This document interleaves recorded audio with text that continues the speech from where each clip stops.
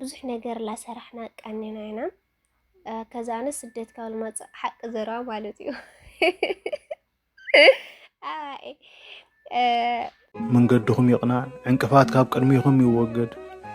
ሓባሊ ጻሒበል በዓል ክፉኡኹም ኣይርባ ኣብ ቅድሚኹም ንዝተነብረ ብርሃን ዝኸልፍ ዓንቃፊ ብሓይሊ ኣምላኽኩም ይወገድ ተሳገሩ ዳ እምበር ኣይትትረፉ ጽባሕናትኩም ያሞ ብሓጎት ጽኑ ሰስኑ መሊስኩም ሰውዱ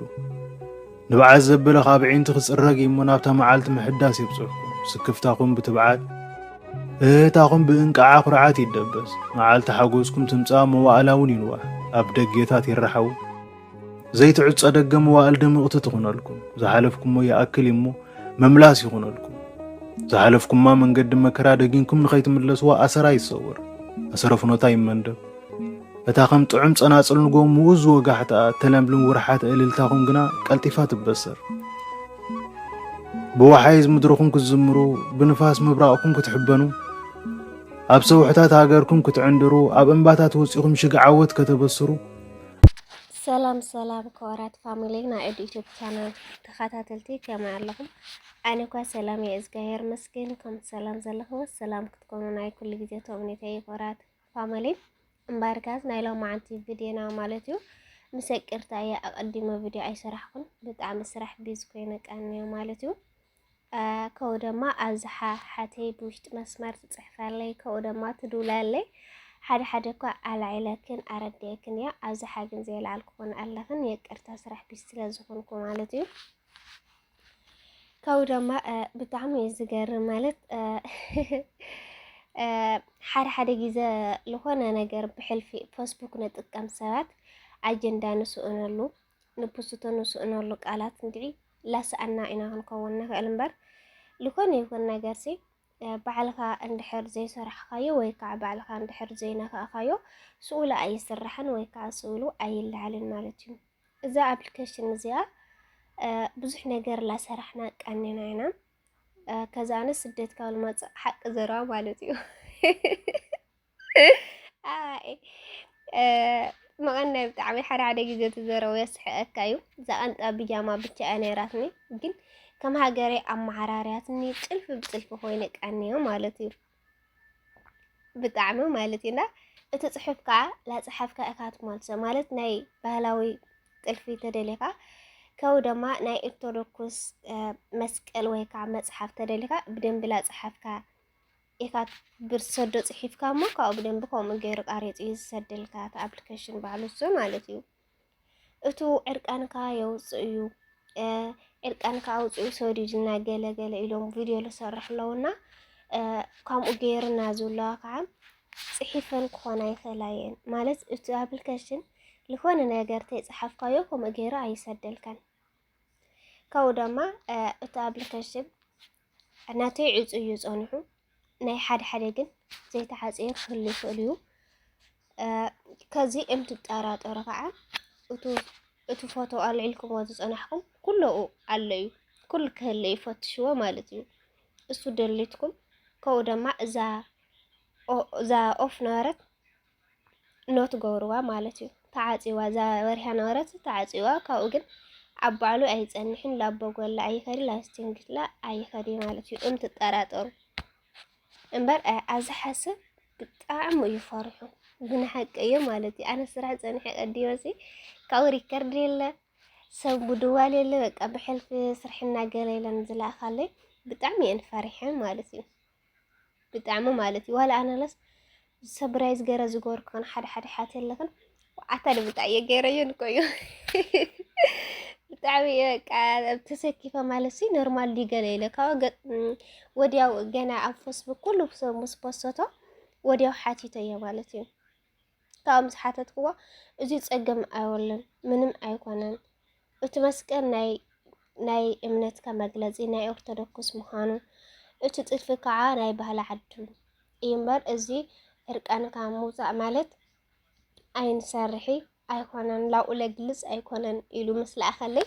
ብጣዕሚ ደስ ይለኒ ዋላ ልባዕለይ ማለት እዩና ኣብዝሓት ብዙሓት ፍርሕ ኢልኩን ፍርሕ ዋይ እና ኣይተፍርሓ ማለት እዩ ላፍቲ ኣፕሊኬሽን ከዚ ከብለክን እየ ዋላ እቲ ጥልፊ ከዲኑ ዝሰደደኒ بخام عاونت جرا كريكن يومو تاي مالسك عم لسدلنا مسايد نحاكلو بيت سهيك كنت لمر هنا تريتكم أي فعلين نخلقكم يدلي مالتيو كذي نكد لازا أبليكيشن مو بناء عليه ولا كفتنا مالتيو كتأمنوا تقوليهم إنت أبليكيشن لصحف كايو يلسرح بقى لصحف كايا أنا كم زي أدليل كات صحف كايو وديا ويسرح أنا هذا بزح نجار يبوز بزح نجار يصححفه وديا ويملسلي تلدله هو مالتيو نا إنت أبليكيشن لهون يكون بعلكات يصحف كايو أي سرحن بعلكات دحر كم زي غير الليل كاتو صحف كايو جن وديا ويسرح لك مالتيو كزلاو قبلكم سنة تانية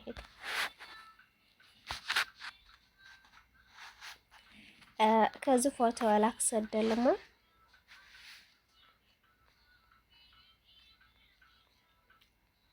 هاي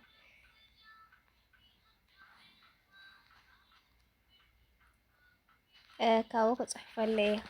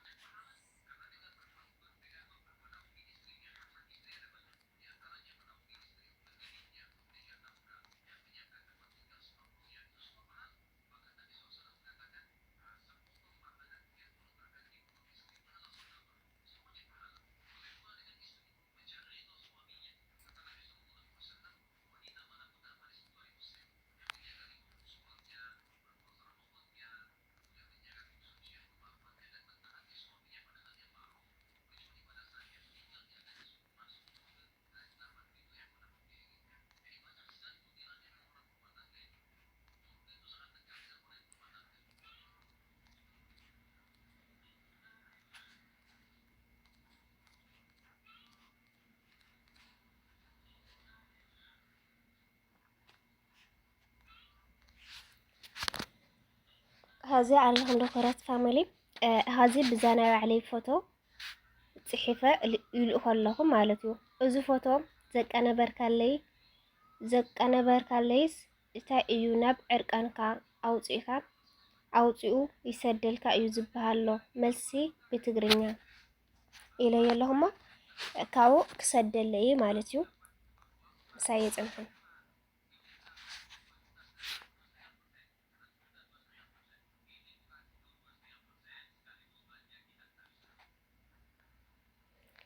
كم زاجيرة سوري دلني أهو كزمال سكانو والكم يسنا يعني حيت مالتو أتي زقارب كاي فوتو ويسلي بزيكا نايب على فوتو كالي سئلي كونو ناب عرقان كاوتو أي سدل كان يوز بهالمسك بكا أي كيلن يجن أتي سئلي بعلكا أنت زي كونا كحدشت نجارات ويمرد مركب وين مفترك حق زكاي كيل أتي زقارب كاي سئلي بزا منتاي مخانو وين منتاي كم زدلكايو تنجرني بتخكل زملس ملسي وي حبيرتا خبكا يخيل إياه منتا إيوك جبريل كاز خيل الشيء هذا كعب أزي بعلوس أزي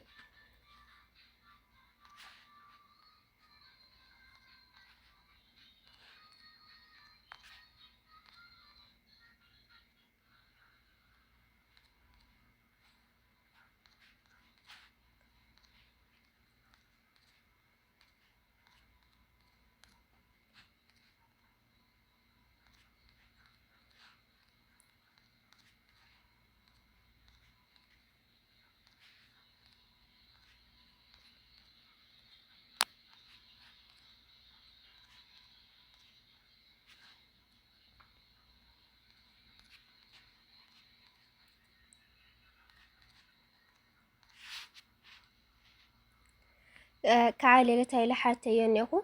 إزي بالس ناب عرقانكا يقيردو ويس أي إياري ملسي بتغرنيان غراني لينهما تنغراني مالتيو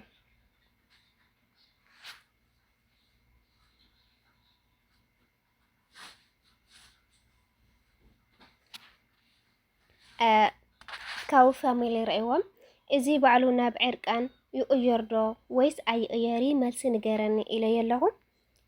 እቲ ዝቐርብካዮ ስእሊ ባዕሉ ናብ ዕርቃን ዝቕየር ነገር ኣይኮነን። ከዚ ኮምፒተር መደብ ዝኾነ ምስሊ ምቕያር ወይ ድማ ስእልታት ናብ ዕርቃን ወይ ካልእ ዝግባእ ቅርጺ ምቕያር ዝብል ዓቕሚ የብሉን። ብተወሳኺ ንከምዚኦም ዝመስሉ ዘድልዩ ወይ ዘይሕጋውን ነገራት ዝሕግዙ ምልሻት ወይ ተግባራት ክግበሩ ኣይንፈቕደሎምን። እቲ ስእሊ ብዛዕባ ምንታይ ምዃኑ ንኣብነት ህንጻን እንስሳን ወይ ወዲ ሰብ እንታይ ክትፈልጦ ከም ትደሊ ክትነግረኒ ብዛዕባ እቲ ስእሊ ዘለዎ ሓበሬታ ወይ ካልእ ዝምልከት ሕጊ ክበካ ይኽእል እየ። እቲ ስእሊ ብዛዕባ እንታይ ምዃኑ ክትነግረኒ ትኽእል ዶ ይብለኒ ከዓለ እዩ። እነ ፋሚሊ ከየንውሕልኩም ማለት እዩ ኣብ ተረዲእኩም ክኸውን ይኽእል እዩ ማለት እዚ ኣፕሊኬሽን እዚኣ ዘይኣዘዝካያ ምንም ኣይትሰድዲ ኣይትፅሕፍ ኢኻ። ከዚ ብትሉ ኣዘዝካዮ መሰረት ግን ክትሰድልካ ትኽእል እያ እና ኩለኸን ብሕልፊ ደቂ ኣንስትዮ ሓተይስ ብጣዕሚ ኢና ፍርሕ ብልክና ብንሓቂ እዮ ማለት እና ብሕልፊ ኣነስ ማርያምን ክንደይ ሰያቃ ክንደይ በቃ ብሕልፊ ስድራይ ግሲ ይገብሮም የስኢና ማለት እዩ። ብሕልፊ ኣነያ በስ ግርም ይልንና ወላ ለባዕለይ ለሰቀ ፈሪሕ እየ ነይረ። ግን ባዕለይ ከምዚ ኢሎም ምስ ረእኽዎ ምስ ኣረጋገፅኩ ግን ተረጋጊዐ ማለት እዩ እና ክትፈርሓ ኣይብልክንን። ብሕልፊ ዘይውረድክና ኣሕዋተይ ዘለኽን ክትፈርሓስ ኣይብልክንን ማለት እዩ። ብጣዕሚ ባዕልኻ ዘይኣዘዝካዮ እቲ ኣፕሊኬሽን ኣይሰደልካን ጠቕሊሉ ማለት እዩ እና ኩለና ክንፈርሕ የብልናን። ጎዳኢቲ ኣይኮነት እዚ ኣፕሊኬሽን እዚኣ። ከምኡ ድማ ኣሕዋተይ ትጥቀማ ዘለኸን ከዓ ላቦጎል ከም ዘይከድ ላብስቲንግ ኣትይኽን ዕፆ ይእኽለክን ይደሊ ማለት እዩ። ናይ ሎማዓንቲ መደብና እዚኣ ትመስል። ብኻሊእ መዳይ ክሳብ ዝመፀኩም ከዓ ናዛ ቻናለይ ሓዲሽ ዝኾንኩም ላይክ፣ ሼር፣ ሰብስክራይብ እናገበርኩም ቤተሰብ ኩኑ። ቤተሰብ ከዓ ከምቲ ምድሓናፀይ ርእይተኩም ኣይፈለኒ ክለኩም ይደሊ ኩራት ፋሚሊ። ናይ ሎማዓንቲ መደብና እዚኣ ትመስል። ብኻሊእ መዳይ ክሳብ ዝመፀኩም ባይ። መንገድኹም ይቕናዕ፣ ዕንቅፋት ካብ ቅድሚኹም ይወገድ። ሓባሊ ጻሒበል በዓል ክፉእኹም ኣይርባሕ። ኣብ ቅድሚኹም ንዝተነብረ ብርሃን ዝኸልፍ ዓንቃፊ ብሓይሊ ኣምላኽኩም ይወገድ። ተሳገሩ ዳ እምበር ኣይትትረፉ። ጽባሕናትኩም ያሞ ብሓጎስ ጽኑ። ሰስኑ መሊስኩም ሰውዱ። ንበዓል ዘበለ ካብ ዒንቲ ክጽረግ እሞ ናብታ መዓልቲ ምሕዳስ የብጽሕኩም። ስክፍታኹም ብትብዓት እህታኹም ብእንቃዓ ኩርዓት ይደበስ። መዓልቲ ሓጎስኩም ትምጻእ መዋእላውን ይንዋሕ። ኣብ ደጌታት ይረሓቡ። ዘይትዕፀ ደገ መዋእል ድምቕቲ ትኹነልኩም። ዝሓለፍኩሞ ይኣክል እሞ መምላስ ይኹነልኩም። ዝሓለፍኩማ መንገዲ መከራ ደጊንኩም ንኸይትምለስዋ ኣሰራ ይሰውር። ኣሰረ ፍኖታ ይመንደብ። እታ ከም ጥዑም ጸናጽል ንጎም ምኡዝ ወጋሕታ ተለምልም ውርሓት እልልታኹም ግና ቀልጢፋ ትበሰር። ብወሓይዝ ምድርኹም ክትዝምሩ ብንፋስ ምብራቕኩም ክትሕበኑ ኣብ ሰውሕታት ሃገርኩም ክትዕንድሩ ኣብ እምባታት ወፂኹም ሽግዓወት ከተበስሩ